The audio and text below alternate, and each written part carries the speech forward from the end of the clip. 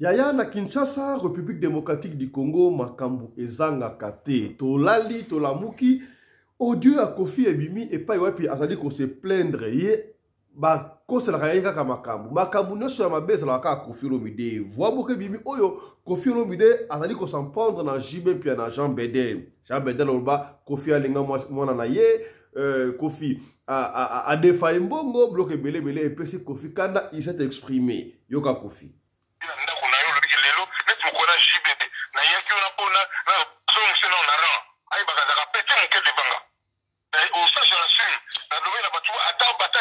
Je vais répéter ce que j'ai dit.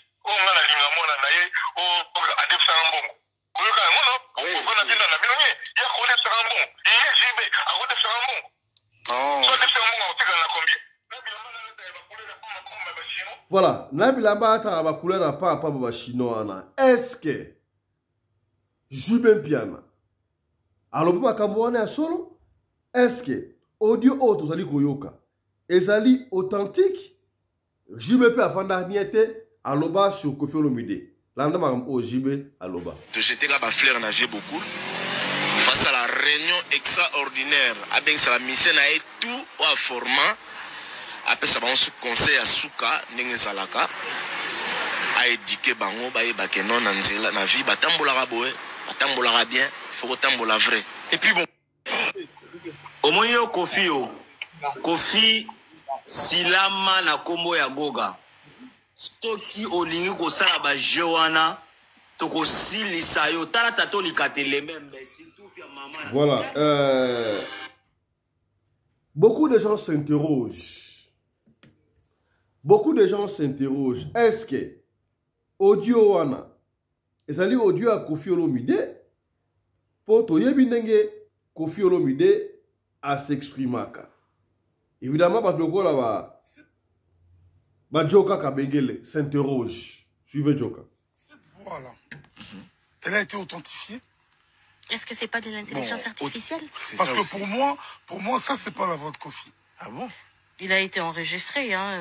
Non, c'est pas sa voix. Ok. Je connais ses terminaisons, je connais sa tonalité. C'est quelqu'un que j'ai vécu avec durant beaucoup d'années. Non, c'est lui, c'est son ADN. Et là où on est Rosangate, l'espace moi un laps de temps où il y a vraiment limité. Est-ce que cette voix, c'est la voix de Kofi? Cette voix a été authentifiée? C'est ce que nous allons découvrir dans cette émission. Et qu'est-ce que Jubé a encore répondu? Jubé. Voilà, quand on est en train de parler avec ma fille, hein? En train de commencer. Négociation. Ça, ouais. Dégâts. Le calme est bon, hein? Voilà, on a du gaz et du pétrole, on s'en fout du reste. On a du gaz et du pétrole, on s'en fout du reste. Ça, c'est Jibé Piana, papa chéri, Moukoulompa. Yaya, ça chauffe. Na niveau à Paris, Château Rouge en débandade. Les sans-papiers. Yaya, Tala, Château Rouge en débandade. Si vous avez un na Château Rouge, Yaya, na France, na Paris, Yebake, Mabé, Essi et Koti. Alors, qu'est-ce qui se passe? Contrôle systématique, même dans le métro Yayalanda. Bonjour messieurs et dames, c'est la gendarmerie, on va procéder à un contrôle d'identité. Vous demandez une pièce d'identité. Une opération de contrôle a été réalisée à bord d'un train par un groupement de gendarmerie de l'Aube ce mardi 18 mars. C'est la ligne 4 qui relie Troyes à Nogent-sur-Seine qui fait l'objet de ce type de contrôle 4 à 5 fois par mois. Voilà, contrôle 4 à 5 fois par mois. Yaya, ne venez pas en France parce que, et baby, ministre de l'Intérieur et moi, suivez. Ne venez pas en France. Nous n'accepterons rien. C'est la tolérance zéro. Le ministre de l'Intérieur a lancé une chasse aux migrants pour copier Donald Trump, littéralement. C'est-à-dire qu'aux États-Unis, Donald Trump a lancé des milliers de policiers pour traquer les sans-papiers à Los Angeles. Et en France, Bruno Retailleau a lancé des milliers de policiers pour traquer les sans-papiers à Paris. Donc, niveau... Plus de 6000 policiers sont pour traquer les sans-papiers. Yaya, sur la papier, Kobimate. Hippodrome de Vincennes. Et Robetama, oui, Rotonda. Oh, papier bandiboué. Et puis si moutou soit. Ce qui est grave, Yaya, Est-ce que c'est vrai ou c'est faux? Il paraît va couper ça 7500 € la moto ou à dénoncer sans papier. Et mauvaise nouvelle pour les sans-papiers vivant en France. À partir du 1er février 2025, toute personne signalant un sans-papier pourra toucher une récompense de 7500 €. Une initiative explosive qui, selon ses partisans, vise à renforcer la lutte contre l'immigration clandestine en accélérant les expulsions et en dissuadant les entrées illégales. Mais cette mesure... On va en parler dans cette émission, mesdames et messieurs. Fio, vous allez comment on va en parler.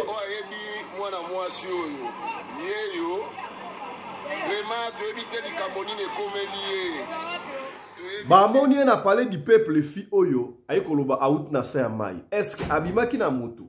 Ba isfe kotiye a telemiwana tonini ba tuniye o out na sa mai. Ka azo sikoseka, avant na kawapi. Mutu ayebi Fioyo, abenga lombango. Baya kozwa mwana bango libosa ya paye dipepe. Tala moi c'est kitoko. Alala ki wap out na sa mai ya solo. Aye ko sa ina paye dipepe. Qu'est-ce qui se passe au juste? Atelema la paye dipepe boy.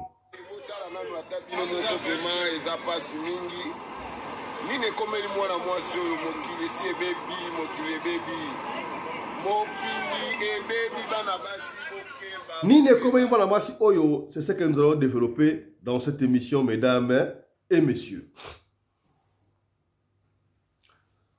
Mbote na bino bandeko balandi ya radio loko télévision bisika nyos tubozwami. Merci na confiance pe fidélité tozali couper sa programme oyo radio lokole masolo et pas ouais plutôt kuta na ka chaque fois pour na ko solo la makambo zali koleka na communauté na biso africaine mingi ya biso bat oyo tolobaka lingala kombo na ngai Fiston Pelende tata Sedek na lingaka mingi yobenga ngai tata Pelende pour na cadre ya valeur. Il y a authenticité africaine, particulièrement congolaise. Il y a ça tire de partout, au niveau de la France, dans les séminaires locaux, la États-Unis d'Amérique, sans papier, comme une insécurité. Kasi, autre problème, sommet Rwanda, il y a moto contre la profondeur. Donc, il y a un gros tika toloba, les campos, ça dit actualité, buzz, ça dit culture en boka, on a évité. Qu'est-ce qui se passe? C'est pas Monsieur Balobino, Kofi Olomide.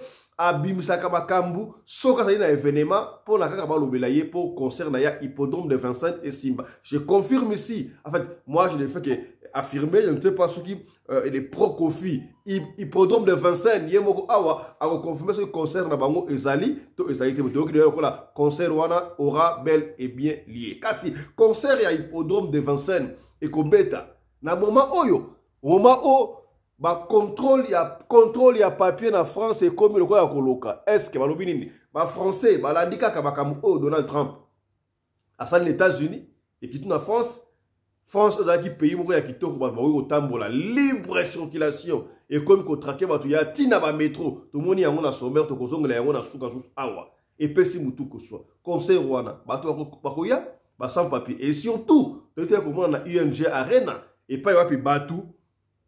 Après concert kozonga na France, à Belgique, à la France, bakanga bango na péage, la toll gate, qui ça. Moi, je suis en train de faire la radio locale. N'est-ce pas collé là? À gagner concert, bazongi ici, 12 ans la poto, sans papier. Et, kasi, toko banana makambo etali audio mo ko circuler partout.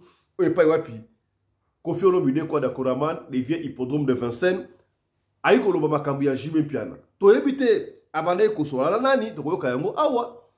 Pour la ligne masoro bango kotake aloba makambo ya Jibe na kati Jibe oto yebi mikolo oyo ya sa ina problème bona ndenge ma bete album ezo bima penate bima ki me lokola te muninga na yewe na santo moni azongi na scène a teblat abandi ko beta ye atiadat ezali ko simbate atiadat ko simbate koto ba liwa ba depado ki moyete likona ngo ko fe ko potana kati ko potana oyo ya Jibe Piana Jean Bedel na ko fero vide e banda badakala toyoka yango tomona yango epai wapi kala depuis kala batu baloba ike baloba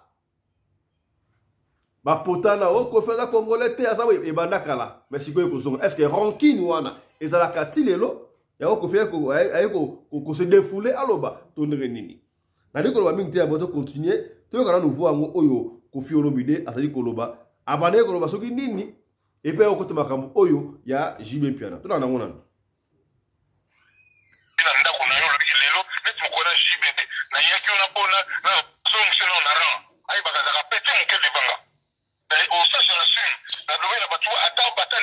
Je vais répéter ce que j'ai dit.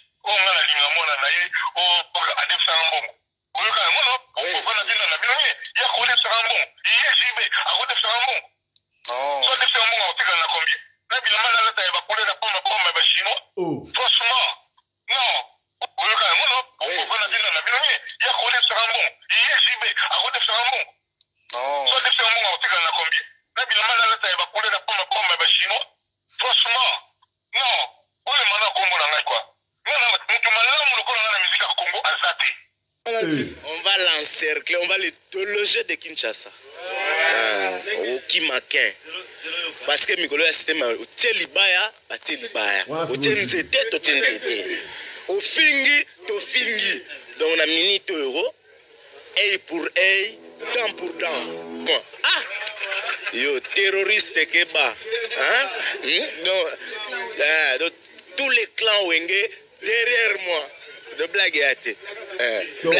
Mutubala muna musique ya Congo azalite lokola JB yemo lokola Kofi yemo kwa uti koloba yango. Bon, évidemment to sanksi yango na audio akala o JB baki otie libaya otie ofingi to fingi. Mais actuellement JB a comme la idéologie oyo le calme est bon. Le calme est bon. Ça tire de partout. Vous ne pouvez pas ficher. Est-ce que vous pouvez maman Yolande te, vous pouvez commander te voyant ko maman o parce que tout le monde a comme le voilà soki nini, confiance au lukanini. Maman Yolande atali wapi.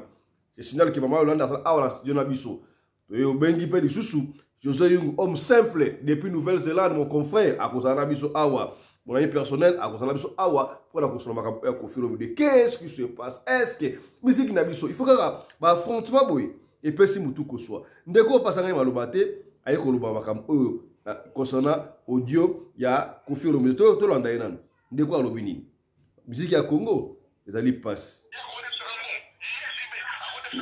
non voilà oyo essayer le qui on va plutôt kocha ndeko voilà nayebi ke conflit na yo na papa Wemba ti lelo ozoka na motema nayebi te papa Wemba asala onini papa Wemba mutazoa ya bimisa yo soki mukile yeba o lelo pona papa Wemba lokola jibe apona papa Wemba yo oina jibe sans raison kaka pona papa Wemba yo zo toyebi eza conflit na papa Wemba mutabimisa yo ale olatisa ngo jibe boza ndenge mona jibe te jiba bima na ndenge na ye yo muta bimisa papa Wemba tebi paso uta tebi muta fasona yo jiba uta talene ya epi tala omikosa kaso kanisi que oleki jibe na mbongo non jiba lekio na mbongo musika jibe c'est un patron peut-être tout autant de musicien jibe à vivaka peut-être tout autant de musicien JB va vivre à Canada. C'est bien qu'il y a un camarade, il y a poupette danseuse à JB.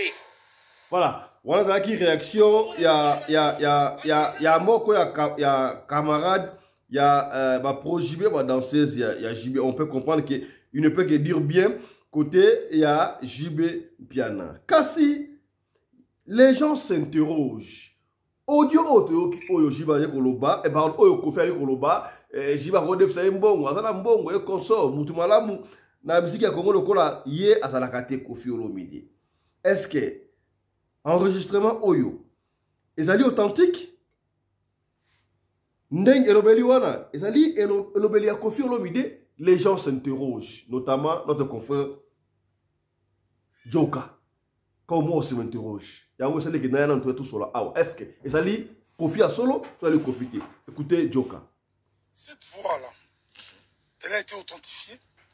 Est-ce que c'est pas de l'intelligence artificielle? Parce que pour moi, ça, c'est pas la voix de Kofi. Ah bon? Il a été enregistré, hein. Non, c'est pas sa voix. Okay. Je connais sa terminaison, je connais sa tonalité. C'est quelqu'un que j'ai vécu avec durant...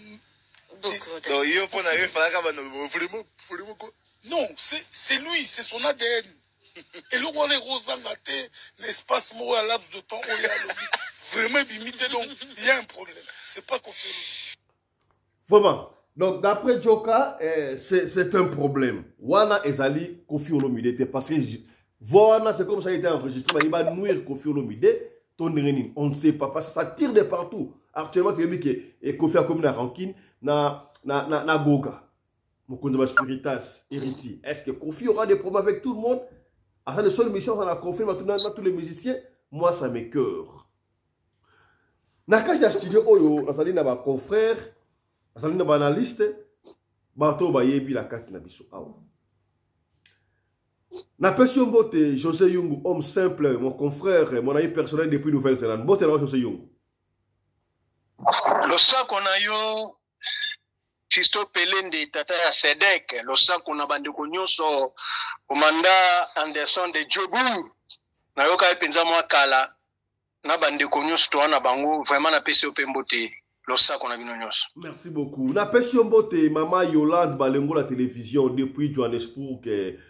Maman Yolande Mbote na yo, Moutalo Maman na Moussala. Bonjour Radio de Koulé Télévision. Bonjour la bande de Koulé Soboza Awa. Bonjour ma vie. Motenayo, mon ami personnel, le commandant Congo Anderson de Djobou, la voix digitale. Oboyi, mon ami, bonjour. Bonjour, Fiston Pelende de Tata ya Sadek, le patron de la presse congolaise en Afrique du Sud. Mbote na mama Rina Pelende, maman Oyo Akabaka, koleka mama Denise Nyakero, pe koleka mama Olive Lembe. Le sac on a eu mon mboka Isaac News. Mbote na mama maman Yolande nzamba za lokumunde na kutani na avant na bimena na balabala na banda kulikuwa na lampe tempête. Bien merci aux ali présentes awa na bale ya sirke bambudi et robeta ma awa milinge robima na studio mais déjà maman Yolande match a chaise ba hote. Ce qu'on s'est dit 10 minutes, on a fait 10 minutes. Pour ça, boya, comme si on a dit, on a fait sous-sauté. Baye ba Roland Nabiso, monte na bino. Voilà. Merci. Merci beaucoup. Merci beaucoup, commandant Congo Anderson de Djobou. Bien que Batouba c'est perno sous-sauté ma kamosali, comme contre population, au bataka abouté ma pana yo comme contre bango, mais on va revenir là-dessus, on va dire que comme ça va trop la population et l'ingité. Voilà. Bandeko toko solo na confrère na bandeko awa culture na mboka na biso toko vanda beaucoup plus sur ba audio o ebimi parti présenté tout ça na ba pro Kofi tout ça na ba anti Kofi et tout ça na ba ozali naître na carte na biso na kopesa maloba liboso et pas ya mon confrère José Yungu depuis Nouvelle-Zélande et pas puis Azaïna Biso Awa Lengi a participé à un débat. Après ça, Makanisi Oyaye, c'est notre culture, on doit parler. Si on ne parle pas, ça pose problème. José Yungu, Kofi Olomide Azali, parmi les musiciens Oyo, oui, c'est vrai qu'il y a des légendes de la musique congolaise, mais le problème de la musique congolaise, c'est qu'il y a un grand conflit presque. Pour ne pas dire, parmi ou peut-être les seuls musiciens, oh, ça conflit entre parenthèses, na ba musicien ébélé dans la République démocratique du Congo. Voix au ebimi, est-ce que voix au ezali authentique, c'est-à-dire voix ya Kofi Olomide, abana koloba nini, a se plaindre, habillé mutumala na musique ya Congo lokola ezala raté. Bon, so ka bana ko so nani et comme maman kamba jibe na kati, jibe alobaki alinga mona na ye, jibe alobaki a defsa imbongo comme ça pour aller plus loin. Bilamba ojiba ataka ezala soki pe ya ngwanzu soki wa pango wana. Oh! Vient beaucoup ko idéologie abongisa ka eloko wana. Yaka koloba elamba isifi kaka nzoto endima. Est-ce que audio wana ezali authentique? Soko ezali authentique makam oko faire lobby. Est-ce que ezali malamu? Et surtout que jiba loba le calme est bon. Analyse na yo na audio ezali nini? José Yungu. Merci beaucoup, mon mboka Fisto Pelende. Na ndenge pesinga maloba. Na pesipe batu nyonso ba Olanda biso mbote. Mon mboka Fisto Pelende. Audio wana ezali ya Kofi Olomide. Audio wana elobamaki na tani ni pe elobamaki wapi. Audio wana elobami po eza mulai. Elobami après Nungu ya annulation ya jour le 19 ya Kofi ya conseil à Kofi Olomide. Tango banile selon ande na comprendre qui on dirait mon pa wazaki déjà pétaki. yango moni soko moni olanda audio wana arépondre mutu nyonso ezala bawaze kwa ezala bafere ezala bafali audio ya molai nango arépondre bango nyonso mende kota ye koboma kota mosu atangi bakombo te kota mosu alobi mosusu wana akomo tambo wana mwana nga soki ezaka ye menga na mela mai te ayoloba waze kwa afingaka ngai nalobisa ye fere kutu asala bemiso mpo na nga de areponda mutu nyonso na audio wana yango omoni na suka ye kokonki alobi nga naza mutu malamu nakipa makambo te selon Kofi mais nazongiselo ka maloba place olobaki Kofi soki aza na événement ayebi kota atushaka banda kala atusha bana wenge po ayebi ke bana wenge baza na bafanatike ebele baokipe ye yango wana place oyo okotaki wana pinza de Kofi abeti jibe bongo mpo na nini po bana wenge nyonso ntango bakotake ye azalaka na actualité ti akobeta concert na ye selon nga nde na comprendre mais kokefinga moninga ke bilamba ngwanzu aza na mbongo te wana nde kote kuna adebodaki ka biso bato tolobela mbongo nga na analyse na lobaki nini na bango nyonso nde baza wana ata mutu moko atongi ata studio te ya registrement na Congo soki ya kufi bakanisake bamisise ntango bakende wana bakanisa basi ata moko asali Kofa na studio na ndako na ye eza public te non ya public baboya ndo kende ko pas Kofi boya ko kende kuna asala ngo osomona sko babiloko wana ezo senga nini ba Kofi ndenge bangomo bamibengaka legende il faut bakoma bongo pourquoi batu baboya koke sala registrement pa na po c'est que ndenge yo lobi mabe eleki mwa makasi de ngai soki papa Kofi mopao mokonzi soki akoyoka nga a changer façon ya kozala na ba leki bana na ye bayaya na ye batu nyonso po na musique congolaise mutu aza yaya Kofi na minute azate yende aza lokola papa Wemba batu mingi tolobi te ke papa Wemba azaki malamu mais batu mingi bando sepela bayemba na papa Wemba na aja Kofi wana ifo akoma bongo de yazala lokola ka mutu moko azo puye batu mais na minute elobi yo Kofi aza mutu oyo rankini na mutu nyonso toyebi te likambo yango nini on dirait alingi atika te atika bana misu bamata ide na ye yango wana mais mpo na jibe alobi akoloba te le calme est bon akoloba te alobi kutu botikala na nyonso bowelela bozwa ye aza mutu pamba yango wana nasuki nano wana nazongisi malobi pa na yo. Merci beaucoup, José Yungu depuis Nouvelle-Zélande. Jibalobi, le calme est bon. On a du pétrole et du gaz.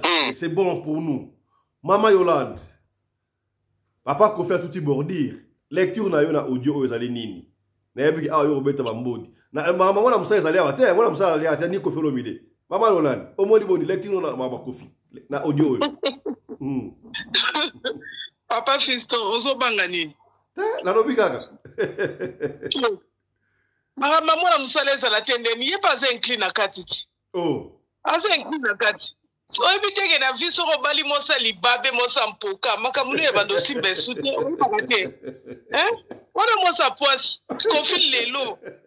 Aza na valeur te parce que ami kitisa ba valeur na ye na place o ya côté là. Mwana musala ndeza derrière ya makambu nyonso to ezokomela mwasi ezokomela Kofi Olomide lelo. Bon wana ezaki nango entre parenthèses.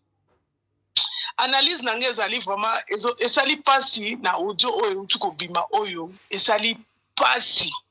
Siko ngapela mitu na ba question na ba level na bango na ba niveau na bango. Ba audio ebima no ndenge nini. Eza question banga mona mi posaki. Ou bien bango moko ba bimisi yango pona base. Bon là je ne sais pas. Selon nga Kofi Olomide il fallait azongela biso na suite ya annulation ya concert ya hippodrome. Malgré que Mirmire et Bimaki, mais jusque là, tu as une confirmation.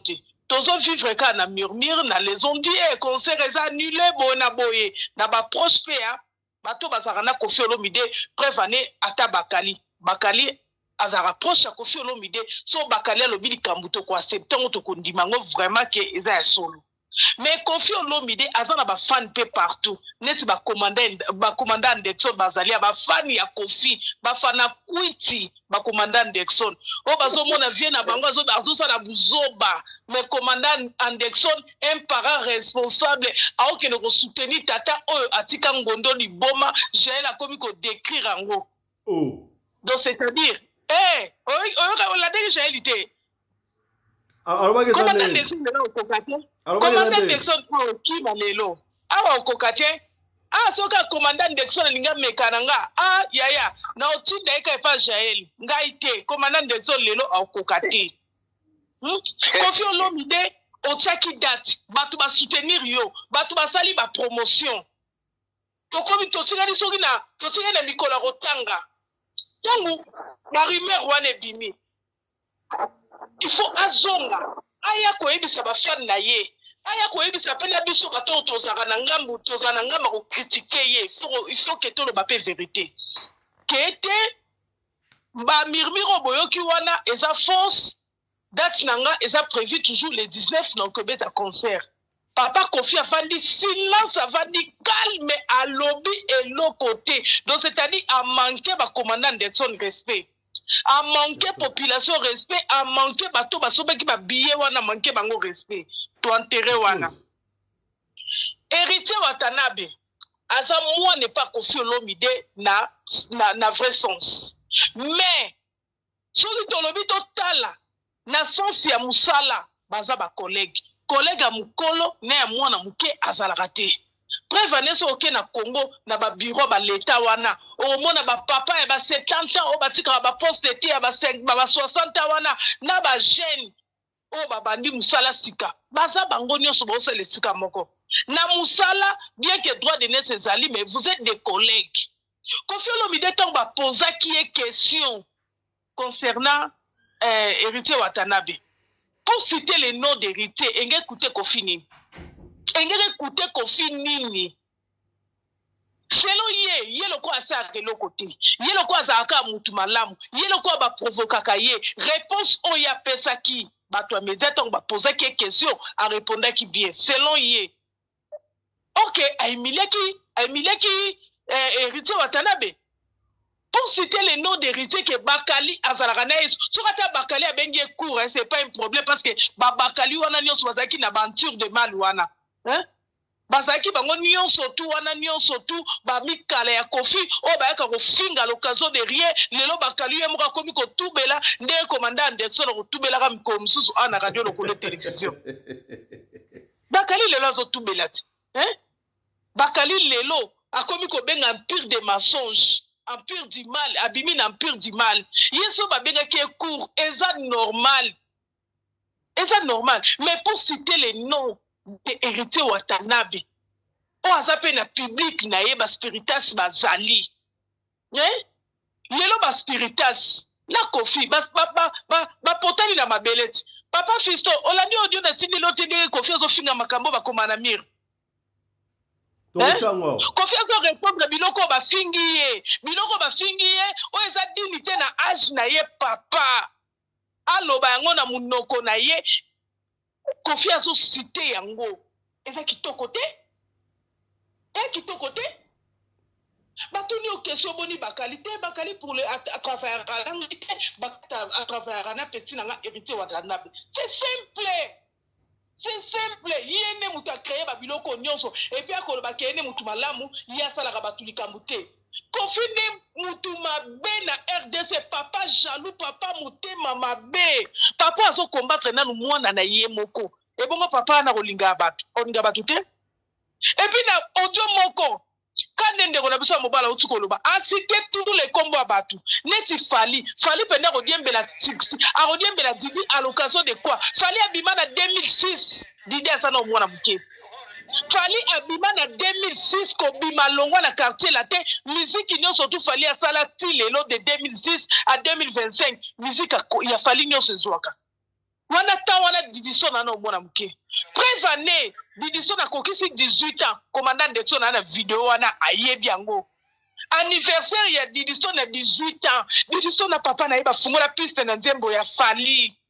oh Didiso na za warion aza warion banana ndakwa tata na yebi ke Didiso na za warion Didiso na binisa papa na ye nzemba Fali mais Fali confie bien bien siko Didiso Fali pour que ne profiter na succès ya Didiso na nini question na tuna yango Didiso so va na carrière Maman Yolande entre parenthèses est-ce que c'est vrai que les barodier ma awa Didiso a bimarana na Fali c'est vrai Fali na komona na Fali asa ba jara ba papa o ba tushaka ba tushaka ba no ba sa ba génération bana na bango te lokola Kofi akena ko linga Dalida mwana jibe piano voilà c'est bakoki ko bimate jamais omoni nana ketso ba sekaka ba Kofi fil asekaka ba Kofi fil na ndenga mukete nana ketso azalaka sur na mobali na ye ayebi ayebi ke Didiso na osala ngote Didiso ndenga zana ayebi ke malgré lelo Fali aza patron mais Didiso na ayebi ke Fali pupa azalaki domestique na bango ndenge ye moko papa bonga benga bango ba boy donc Didiso ni ye moko ayebi ke Fali azalaka boy na bango jamais ko bima na boy na bango jamais c'est impossible ezaka ki jalousie parce que Kofi asatandaki te ke boy o ya futaka salaire oh il y a dénigré mikolo nyonso le quoi Fali pupa lelo koma patron lelo koma numéro 1 lelo so coinceye lelo koma main noir Kofi on digérer ngote ya ko digérer ngote ya il faut supporter qu'il lelo c'est Fali c'est Didisto bato bakutanaka esika moko Fali aza mannequin ezate ko bas ba yoka nakate coïncidence mutu na mutu so contrat na ndenge na ye mais bakutanaka Didisto ni yemo loba nana boya mbongo nani aboya mbongo o place one nemi na nga waze kwa zali nga na kokende te na ba proposo pe na mbongo ya malonga lokola waze kwa zawa nga na kokende te nani aboya mbongo Didisto na lobaka ngoti mutu na mutu asoka contrat na ye na ndenge na ye baki okuta na kuna ya bakanga photo te nous sommes des Congolais pourquoi pas liko na ngo Fali azaka boya ba Didi il faut bakanga ba photo te poani boya kuta na mona patron donc il faut bakanga ba photo. Mais du fait que Kofi a lobby que JB alataka biloko ya ngwanzu akode fsa mbongo ta otika la combien malobana eza montage te eza authentique eza montage eza montage na moni ngwanzu na moni na note loko moko ya ngwanzu JB alati te me ya Kofi na moni omoni polo te ya Dolce Babana Dolce Babana omoni yango te Dolce Babana balobi eza gifasika Dolce Babana epa ya JB na moni ngwanzu te epa ya JB na moni ngwanzu te na moni ngwanzu pa Kofi o te complet o Kofi o JB alate ya kilote ya bleu boy ezana chapeau nango bimisa ngo basangisa ngo ya o Kofi alati na o JB alati parce que Kofi alandi JB siko tala yo moko na misu o mona original les arais pas JB Kofi pirate na pirate ya akepa mado kitoko na Chine kuna place alata ke ba pirate JB alata pirate te atika JB kimia JB c'est un papa qui penda papa ya malonga penda papa nde JB nenga baza nde mona Kofi donc Kofi silama asa ba base na ye yelo kwa yoka soni te JB ba actualité ne bimaka na ya mona suka makambe leka ya kala oh mwana na kati mais JB yokela rango soni parce que bana bakoli akolinga ba bêtise ya le passé na ye e bimarate mais ye tata oye moku to leka a répondre bêtise na réseaux sociaux mino yoka la ligue a continuer te karan audio telbiso te karan audio oyo bongo yo o continuer mambolo bana audio oyo o telbiso na mutuna na monate ka Kofi on sadi na sala nini on sadi na ebi na sala banzemba bien tout mais libolo mama na yo oyo boy mama na kufa tu veux dire ça libolo mama na ngai vraiment non ça c'est les esprits wana ba spirituel ça m'a yel été mais na lobi non sadi tout un paquet mais vraiment pour la camboni mama na kufa beta musique te on fait la libolo mama na mais ça to kota ni boso bomi na tina na bomayo bazo profiter la téléphone l'appel anonyme ba numéro baso na basinga nini ba benga Kofi na nini nga basinga te na Congo Kofi na Blood Warrior. Nini wafinga ngati bino boyebi. Kwa waze kwa wana. Elongo nanga nini. Yawa kudu mzosala kina umela na zalaka. Zira zonk sakate. Nana la tante, je suis un diplômé d'université. Nana tante, dans un micro caméra pour la finga mutu on appelle ses valeurs ya wasangate. Moi quand je parle des gens, c'est uniquement pour me défendre. Kofi en attente, bide bo fingra Kofi pour ali. Aza diplômé universitaire, bo fingra kaye pour la nini. Maman Yolande. Et puis singa il passe papa pour la là. Artiste moko seki na waya bosa na mama Yolande na bia. Ngabe fana lo. Motikela pa motikela commandant Dexon. Commandant Dexon il se soigne c'est kangi tika répondre à l'obanga la kangi micro. Voilà, to pèse ma lo ba pas mon ami personnel commandant Dexon. Bine bo finga ba toi. Voilà. Ma bêtise. Merci beaucoup honorable président. Merci beaucoup mon amboka Isaac News. Mama Yolande Mbote. Ba audio ebimaka ndenge nini. Omoni makambo audio oyo. Ezali même audio au président Chaki na oyo Mama Yolande atindeli eza même audio. Audio ebimi ndenge nini. Tozobanda na original likambo oyo. Qu'est-ce qui s'est passé au juste? Kofi Azali Kofi, Ferré Azali Ferré, héritier Azali héritier. Bakroni fuati oyo nani soki nani mwana na biso oyo bato afali babengai tonton Skol pigme oyo age banakate bakali Azali mutu ya Vierambo Azali mutu ya héritier. Alors, yé na museki ndingu bayoka nakate. Soki Ferré abeti concert na yé musala na yé koya ko critiquer Ferré pour faire payer la pièce de monnaie à Kindingu. Or, quand on a ko la bilo on a critiquer Ferré et ça ko bimateke aza ko sala na compte ya héritier.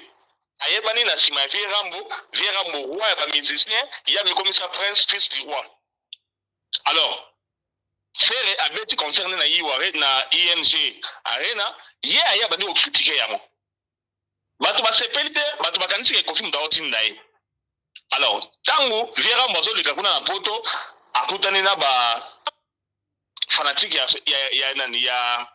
Ferré, batuni yeme, ndenge nini yo tinina bakali afinga ka a critiquer Ferré na ba concert na ye. Alors Vierambo lobi boy. Nga la tinda ka ete ba makamuna sala kango asala mpona ngai te asala makamuna na compte ya mwana wa nzoto mike oyo Mama Yolande bayungula nzoto mike ezali insulte te ndenge na sabu awa so mutalobi ke no commandant Anderson yo za masa Fisson Pelende aza nzete moyindo choko frappant eza insulte te. Sauf si Fisson Pelende que non, aux alliés amis personnels, il y a commandant Anderson, homme à Kolomilai, et dans insulte. Et comme insulte, sur le big non, commandant Anderson, t'allais ma Kolomilai, le rôle la girafe, t'allais ma Kolomilai, le rôle la coupe de le rôle la Kagame, on est comme insulte. Mais Kolomaki non, à Zanzo de Mickey est insulté. Donc, Wana est insulté. But de le comme ça insulte. Alors, à partir de Wana, fanatique Moro ya héritier a bénéficié Rambo. Audio et bien nazali conversation avec Vierambo na la fanatique ya héritier. Ne Vierambo a épisi bango boye. Bino na bomona ngai te ko sala émission ko leka na ko vanda na émission boye ko attaquer héritier. Bomona ngote. Naza ko leka ba fanatique ya Ferré batuni ngai na répondre bango. Boko ça un problème te. Et babilo ko ndengona ya kinga na lobby. Eza problème te. Na kwa simi makambu ne kiso na leki na plateau de télévision na lobi makambu ndenge na lekaki awa na lobi makambu ya jibe na lobi makambu ya fali ko s'afficher na mwana nanga j'assume que je dis ça sur le plateau au lieu place audio bimeli na ndenge makambu via malobaki parce que papa José peut comprendre bien te ndenge ni makambu e bandaki c'était dans ce sens là. Alors bino bofi yango bandi ko hyperbole yango Mama Yolande ndenge zali boy awa na kanyo ndoki na émission oyo.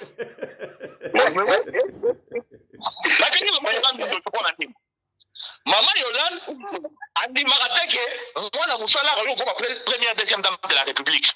Mais Maman Yolande n'a pas c'est biso que non Fierambo Fandima que non fali wa zalaki boy na ye mwana musala na ya comme numéro 1 donc ya mwana musala oza kosenga biso to ndima yango mais ya mwana musala oyo a comme première dame première deuxième dame de la République oza ndima yango te ezaki ndobité Mathieu Bazola n'a pas comprendre que non, oui, Eza Kindoki a solo. Donc on a carré maman Yolande Kindoki et Eza a solo. Donc le deuxième point. Deuxième point, ça dit que au Dieu mauvais bimiwana, mutumo asa ko bakena jibe akunda papa wemba. Ma congolais peut diamba na mitu na mindo na mona. Chance ka yebo ayo bakena azali camarade ya danseuse ya jibe. Donc biso to vanda to na point de vue ya camarade ya danseuse. Nakola na Kinshasa wana na tena za camarade de danseuse ngai na tena za camarade de danseuse voilà pourquoi un certain bandit aza comme le camarade de danseuse ayo bakeno jibe akunda papa wemba yango isa ka viera bote mapasi bandeko omoni jibe na papa wemba ko batu bazo comprendre ngote biso bato to na monde na musique to iba kama musique ne fonctionnaka papa wemba avant kufa dernier album na ye ayemba na jibe piano même époque wana faire ayemba na Fierambo. Oyebi ke faire aboye osala clip na Fierambo, Jibem Piana ka o soma na lebo ngwe se que donc Jibem Piana était bon avec Papa Wemba. Aboye osala clip na Papa Wemba. Papa Wemba la net na Kinshasa Jiba boye avec Papa Wemba que donc c'est là quand on a studio na photo même tout ça la clip. Bu Papa Wemba kufa. Siko bon même se ne ba relation na malango Jiba na Papa Wemba. Ayembi nze mo na studio pour ça la clip aboye. Aboye se que donc Jiba kunai Papa Wemba. Pour ça la clip na tango tazana bobo boy akufina ya okunda et Jiba sana mo okunda Papa Wemba. Bandeko, omoni, Pablo Kousou a na Congo. Omoni Fierambo, nous estimons mon propos à Fierambo. Fierambo, a sali à propos, a sali bes néosal na ninyona, a sali au monde la benga ballon de sei, lobby dans la frontière Bimi na Château Rouge na Mamasi. Omona ya, Ngombi a danger. Monde la benga au ballon de sei, Fierambo la kisi ba puissance. A kiete wenge. Malabo bimi na Château Rouge. Mazana poto na mamasi bakina malebele abima na Château Rouge te. Donc tia bimaki wana ayona kisa bango puissance. Sikoyo nazo kozongela point ya papa José. Pona nini Fierambo esalaka toujours ma problème yo se bimaka ndenge honorable président Obeya Okedo ba makambu te bimaka na Congo na monde musical Fierambo azanga te na kati. Fierambo azali méga star. Oh maman Yolanda ignorante. Fierambo ça méga star. Fierambo le so baza ko critiquer partout, c'est parce qu'il y a la carte game. Jalousie et utaka wapi na makamba Fierambo oyo. Le Fierambo abandonne musique kala, a passé à la génération aza ko maintenir aza na carte game. Yango mutelo ça la jalousie. Pour preuve, vient à biso il faut le live. Achamo aza na yolo wana. Tomona ifi akomo kende kosala shopping na station vivre na papa la gomme. Est-ce que beta lisolo ya volo. Nam ta beta mo. Ba beta ngote via sana gas te sana game te. To sunyo ka longo asa mukola pa ya Fierambo. Asali awa via chaussard asa wana. Abala mona mukia makasi. So ozu différence ya mwasi ya via chaussard. Na mombi na ye ozu différence ya Cindy na Fierambo o mona ke différence ya vieux chaussard na mwasi na ye eza makasi koleka ya Fierambo na Cindy babeta lisolo nango babeta lisolo nango te parce que bien ça na game te via succès za te moi babeta lisolo na ye ezali te c'est pareil ba wase quoi oyo wase quoi afinga Fierambo tie moi songa na temps pona nini succès ça te Fierambo azali icône Fierambo za légende Fierambo za na succès maman Yolande honorable, wase kwa succès à Lio, wase kwa succès. Voilà, azali musicien à télévision. Wase kwa musicien à télévision. Abeta concert wapi. Na Kinshasa tozana ba kanga lockdown abeta concert wapi. Ata play ba arena, abeta arena, abeta ba Olympia. On samote, mpiaka du siècle. Bazo benga vieux du siècle. Asala mpiaka du siècle. Allez, petit na yedi nani, petit na mususu nani, nani, bien la course ayoko sungaye. Basala mpiaka du siècle. On va mission asala mpiaka du siècle. Et puis mpiaka wana bandaka na nani, na Adidas Arena te, abana na stade des martyrs. Mpiaka ne wana stade des martyrs. Numéro 1 ba mpiaka za waze quoi. Waze kwa musicien te, asa muto le kana te ko sa banaliste na TV. Tellement Congola comprendre makambo te yangwana. Yango zo mona mama Yolanda za ko memanga yawa azopesa na référence et pas ya Jaël Show. na seki fort mama Yolande omoni Jaël Show azali mwana mwasi oyo mutu na ye cerveau ezali na sima na bikoshe. Pourquoi je dis ça? Jaël Show a eu bino ba sotis de bêtises pour vous dire que non, viens rambo krakaye akraka ba lèvre na ye. Permettez les termes. Alinga basi bata wala petit ça nga propre ya mboka oyo do alinga basi simba penate. Leki na biso mboka oyo. Obona sana na batu wana soka mekinga na kobeta ba masansi moko oyo ya vérité wa okokate. Pour contre libale pas masana biso. Wana mwana pale. Wana mwana pale. Wana mwana mwate obete masasa ni. Wana mwana pale kusena. Na zone ba wana. Oyita mama Yolande alibiki dans soka bimisela na Jaël Show na kosuka. Ya wana zone la kisaye. Mama Yolande Jaël Show sakabino kino viera mo krakaye avant la lèvre milai viera mo kraka basi ya pembe. Mais muto kraka basi ya pembe atiki Jaël Show na ba lèvre ya milai atiki Jaël Show moi c'est à pembe agezo sindi le cœur moi c'est à moindo nous était moindo bois noir nous était à lokumu choco frappant moi c'est na kati ya basi la première deuxième dame a commissaire mutu atiki Jaël Show est-ce que Jaël Show a ba mamona na miso batu ceux qui ngala saki na place na ye na koyoka soni obi sa tukana bimana vie rambo. Pourquoi? Parce que vie rambo atiki yo moi c'est à pembe moi c'est à ba lèvre milai agezo moi c'est à moindo donc azani nyama ya samba so tango tellement sanga soni ya ngala la télévision que non viera mo krakaye parce que viera mo krakaye mais la zone sindite mais aso ya commencer première deuxième dame moi c'est sanga falaire na miso batu mama Yolande sanga que non akoki misangai tala isika o wapi toujours comprendre makambo o tsote donc bandeko bo comprendre to ga makambo ya nini ya makambo ya vie ya JB Mpiana oyebi ke tofanda ka to mona ka JB Mpiana abataka na ba podium abeta ba concert on la kisa la kisa biso ba jesh mais oyebi tango viera mbo lobili kambu oyo mutu moko te a obi mseso image JB na shop bilamba so bilamba to mona ko tu pasteur voici l'homme ageso ma forme la maison to mona yango mutu na ngai oyo pe nani jeune na biso sala kana boso na politique akena ko so ma forme na legal to mona image ya JB za rapi ma bilamba JB la ta rapi ka wapi saper akanga masolo ba saper na poto ba kwa masala clip ya nini ya sapologie saper wa lato leka ba saper tout c'est Norba de Paris Brazzaville Norba de Paris tout ça ba mission andinga bi que non via son forme na désordre ana bi muto son forme na ko vie na azati via son forme na boutique habillement et ça forme en tout mais to jiba ultimi qu'il y a son forme à 50,000 balles.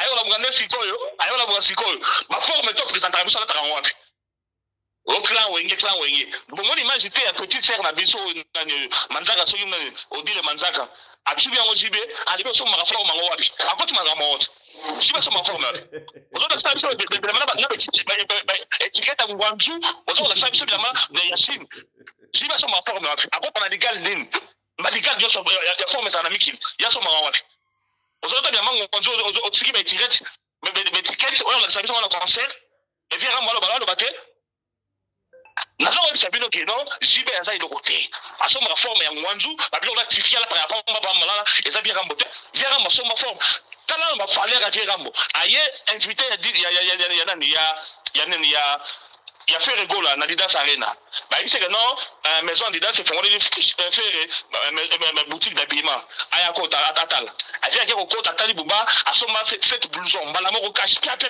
asoma yango et puis blouson ça somba na tile dans la tango te asoma forme na muto somba image via somba forme na to somba yango oui si ba somba forme na asoma forme mama Yolande mais JB a des fois s'il vous plaît s'il vous plaît avant la bossa maman Yolande s'il vous plaît combien de sous le solo na miso batute na plateau te et ça m'a comme solo ba osekayo au moins il faut former le bien na so gabana ni so gabani na ezali forme ya solo ezali ya champ ezali ngona oyebi yango tita on verra mal bimaka nango et ça la déjà base ma bimisela biso ngona legal ezali ngona pour comme ka sous te ma comme solo ba yo seka biso Afrique du Sud pamba to na biso shop bilamba te to na biso mo saka na biso lemba wa tika pardon comme ka sous te au monde quand ça on dit non les arrêtés ça ngwanzo la paix ça transforme ya solo donc ba on finit ça Afrique du Sud pamba ba finir na biso déjà alors tika pardon comme ka sous te comme ta sous solo na te au monde qui a été signé le cœur azo bina awa nani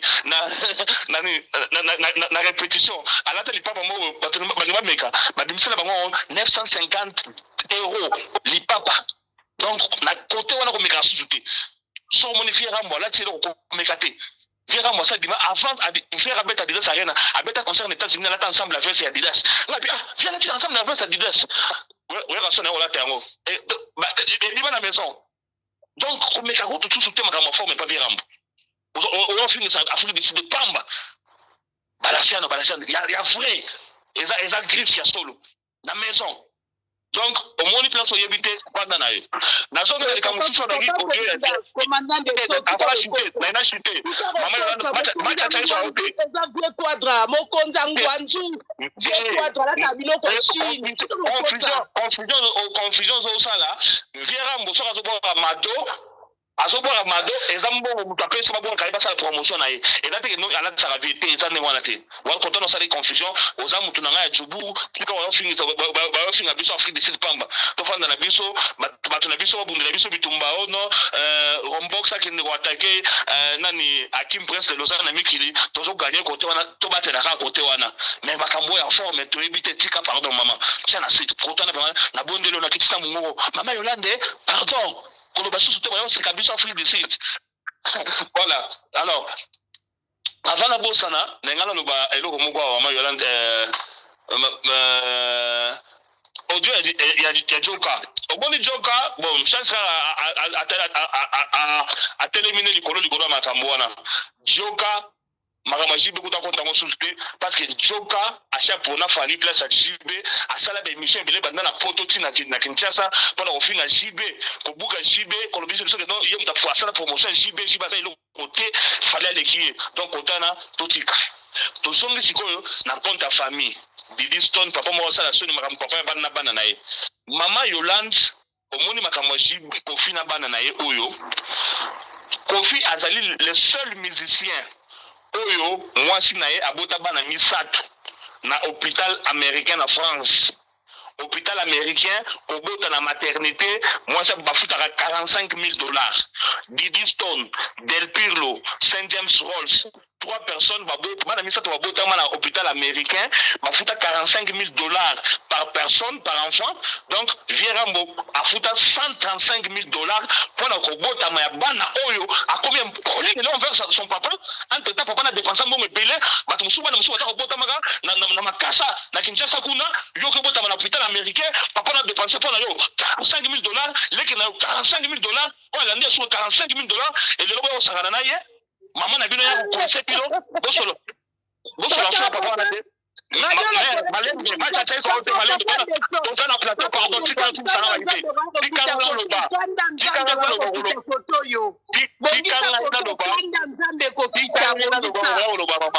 quand le bas. Alors, papa a dépensé $135,000 pour la computer à la maternité, sans compter bilamba sur la banane, allez, yo maman moko boye, o so mutema kimdoki. O kanga bana wana, o séquestrer bango, ba so sansu papa na bango te. O yebi ke so ki viera molelo atie mutu na sa kufi. Bana ali yana bana ali wana. O yebi yango. Oui, il va dans le là. Tant que la méchanceté na yo. Est-ce que Kofi Olomide le premier musicien a divorcé avec sa femme? Comme ça, il divorcé dans Moumbali, au Kangiba, dans le Sassou Moumbali. Et avec ça, vous voulez l'appuyer pourquoi? Ça, moi, c'est solide. Amata qui taille bien viera molelo tie mutu na se akufi yeba yango ke bana na ba balukila ye tango bana ba ofanda batali be papa na bango lali basana droit ko mala parce que so bayana mabanga to ko beta bango kuna ba ko tima ba ko comprendre que non maman na bango to numéro wana est-ce que vous penza na bomoto penza boy aussi penza na bomoto je disais modi misanga pele mo zokota awa vous penza na bomoto bana na bavandi batali ke non biso bana Kofi Olomide akufi moi to ke na matanga salite parce que maman na biso séquestré ki biso azo permettre tout cela papa na biso te la régime fait signe on va chuter déjà parce que est-ce que hippodrome de Vincennes les alikaka conseil voilà hippodrome de Vincennes conseil continue hippodrome de Vincennes na komela ki Sandra Kazali déjà en inbox na messenger ayebisanga bi total na via zo bunda nanu producteur Oyo via Azwaki a escroqué via 60 000 euros à la promotion, mais on dirait tout le monde va biso soki wana yango bomonika likelele ya Israël sur la ligue pas mombela le que non fallait robeta Stade de Martyrs en 2020 Stade de France en 2026 abosani kazaki juin 2025 ekokite yango ba biso ba cale de façon que to betaka hippodrome te to gagner bango mais biso virambo ça virambo donc abete hippodrome te osa ilo roté na profiter avant la cité na ebisa mama Yolande parce que na sona ki trop na batu na nini na mir na ye kofi ko bizanga ko beta hippodrome et ça karmaté parce que faire regola il fallait beta yu arena bateka ba billet ndenga mona makambo ça mabele pour na hippodrome et taper tout le monde a le bal à faire que non et ça carrément de Zolandai donc pour la confirmer le ko sanga ko beta hippodrome de Versen et ça dit karmaté mama Yolande ko ko ça batu na chaîne na yo ko sanga ko beta concert et ça karmaté parce que faire regola a vivre que makambo oyo bo so beta son so karmaté kofi karmé Hollandais pour la nini soki papa na mona basa ko yoka na te moi na muto se plier à on papa pardon le vieux ram on n'a pas ce temps là il y a aucun ko mais la diston ou bien ko fuka melalia ou bien non parce que ça musicien il besoin divorcer to vivre na Congo wana to mona vie na biso beaucoup azali na maman Shagi Sharufa azali na mère Amazon et c'est dans la kabona pe na ndenge ma pe Pierre beaucoup asalela pe nini Amazon nzimbo yembelaye mobali oyo sui azali niveau na ngate yete muto sa yete yango mama Shagi Sharufa atoko za mobali bo pasteur sui na ebelela mutu lokola sac ça coule jibem piana o ba c'est sûr que non jibasa papa malamu quel papa malamu de mobilisation so mama Yolande so na plateau yeba ki otoza na ngai yeba na ngai jibe papa malamu papa banda yo sa mama boboti okondi mama na mwasi président na yeba na kotia mitapela nini na acha moke hein maman ben ntiko o de session ma mosko to bater la plateau merci beaucoup papa malamu merci beaucoup commandant na kabu ya kala to ya jibe ne ya kala to tikango parce que ya kala makambo ya sala mwana nsukana ida makambo malamu yo mama moboti ozo yo session mutana nde papa malamu. Merci beaucoup, commandant. Merci beaucoup. On va revenir pour finir. On va donner les mots de la fin à José Yungu.